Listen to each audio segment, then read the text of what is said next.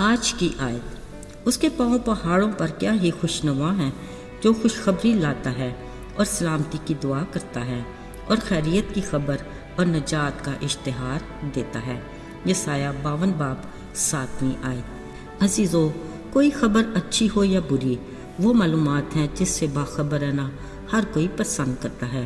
خبر رسانی کے سلسلے صدیوں پرانے ہیں جو ہر دور ہر زمانے میں اپنی حیت بدل کر آج کے جدید دور میں آن پہنچے، جس کے کئی طریقے ہیں۔ بس ایک بٹن دبانے کی دیر ہے، دنیا جہان کی ہر پل کی خبر ہم تک پہنچ جاتی ہے۔ اب خبر اچھی ہے یا بری، اس کی اپنی ایک اہمیت ہے، لیکن ظاہری بات ہے بری خبر دل کی پریشانی اور ماحول کی ناخوشگواری کا باعث بنتی ہے۔ اس کے برعکس اچھی خبر من کو خوش کر دیتی اور ہر سننے والے پر اچھا اور مثبت اثر ڈالتی ہے۔ عزیزو، یوں تو انجیل مقدس الف سے لے کر یہ تک، یعنی شروع سے آخر تک خوشی کی خبر ہے، مگر آج ہم ایک خاص خوشی کی خبر کا ذکر سنیں گے جس کو دوسروں تک پہنچانے والی اور سنانے والی ایک عورت تھی۔ یہ یسوع مسیح کی صلیبی موت کے بعد قبر میں رکھے جانے کا واقعہ ہے۔ جب یسوع کو قبر میں رکھے سبت کا دن گزر گیا تو یسوع کو پیار کرنے والی چند خواتین، جن میں مریم مگدلینی، یعقوب کی ماں مریم اور سلومی نے خوشبودار چیزیں مول لیں اور قبر کی طرف چل پڑیں۔ یہ صبح سویرے ہی ابھی سورج نکلا ہی تھا کہ اپنی پوری تیاری سے یسوع کی قبر کی طرف رواں دواں ہوئیں۔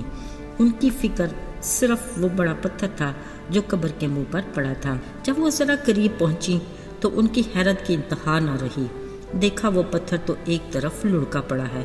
جو ہی انہوں نے اندر جھانکا، ایک جوان سفید جامہ پہنے اندر بیٹھا تھا۔ یقیناً وہ انہی کا منتظر تھا۔ اس نے ان سے کہا، ایسی حیران نہ ہو، تم یسوع ناصری کو ڈھونڈ رہی ہو نا، جو مصلوب ہوا تھا؟ دیکھو وہ یہاں نہیں، کیونکہ وہ جی اٹھا ہے۔ اب تم جا کر اس کے شاگردوں اور پترس سے کہو کہ وہ تم سے پہلے گلیل کو جائے گا، تم اسے وہیں دیکھو گے۔ عزیزو، یہ ایک بڑی اور خوشی کی خبر تھی جس کو ہر صورت میں پہنچانا ان کا فرض تھا، مگر مرکز کی انجیل میں لکھا ہے کہ وہ قبر سے نکل کر بھاگیں کیونکہ لرزش اور ہیبت ان پر غالب آ گئی تھی۔ اور بھی حیرانی کی بات یہ کہ انہوں نے کسی سے اس بات کا ذکر بھی نہ کیا۔ شاید انہیں ڈر کے مارے خود پر بھی اس خبر کا یقین نہیں تھا، مگر ان عورتوں میں سے مریم مگدلینی قبر کے آس پاس پھرتی روتی رہی۔ وہ یقینی اور بے یقینی عجیب الجھن کا شکار تھی۔ اچانک اس سے کسی نے پوچھا، آئے عورت، تو کیوں روتی ہے؟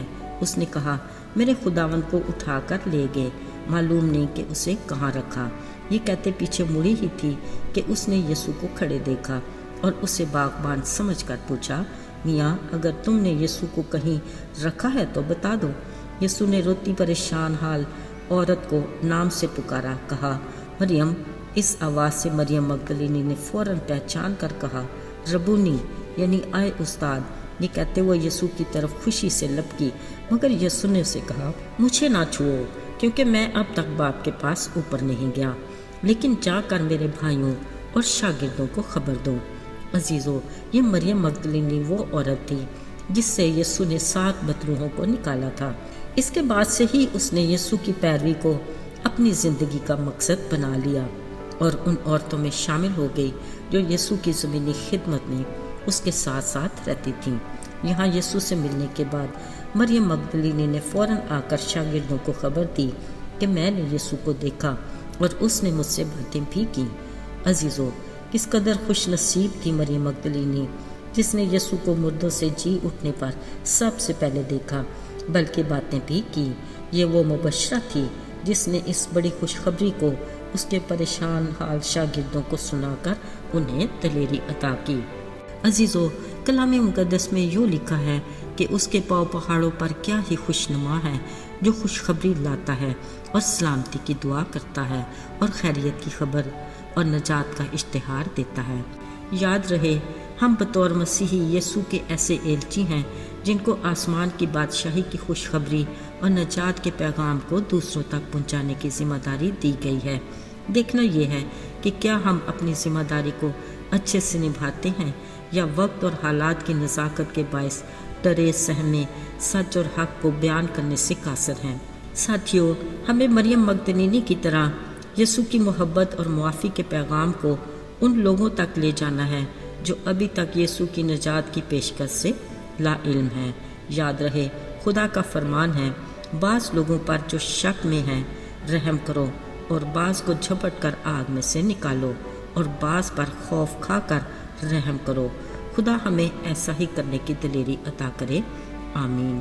آئیے دعا کریں۔